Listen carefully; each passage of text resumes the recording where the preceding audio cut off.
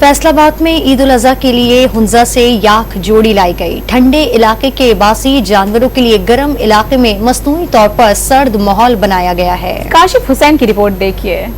फैसलाबाद में ईद उल अजहा पर मुनफरिद कुर्बानी का शौक शहरी हुंजा से याक की जोड़ी ले आया। काली रंगत और भारी भरकम याक की आमद की खबर शहर में जंगल की आग की तरह फैल गई। जिसने सुना वो याक को देखने पहुंच गया। सर्द इलाके के जानवर को फैसलाबाद की गर्मी से बचाने के लिए 2 एयर कंडीशनर, 1 रूम कूलर और 2 पंखों से ठंडक मुहैया की जा रही है। शहरी के लिए याक की फैसलाबाद मुंतकली भी आसान न थी।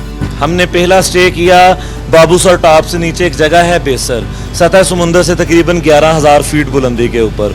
वो जगह इनके लिए बेहतरीन मौजू थी, तो वहाँ पे इनको एक दिन रखा है। उसके बाद नारान तक भी मौसम ठंडा होता है, तो एक बार हमने नारान के ग्लेशियर से जो अपना मजदा था वो पूरा भरा। बेरा में से एक बार गाड़ी फिर मसनूई बर्फ की भर दी और सुबह फजर के वक्त फैसलाबाद अल्हम्दुलिल्लाह खुश आ गए। 6 लाख रुपए में लाई गई याक की जोड़ी को ईद उल अजहा पर ज़िबाह करने के लिए कसाई भी हुंजा से ही लाया गया है।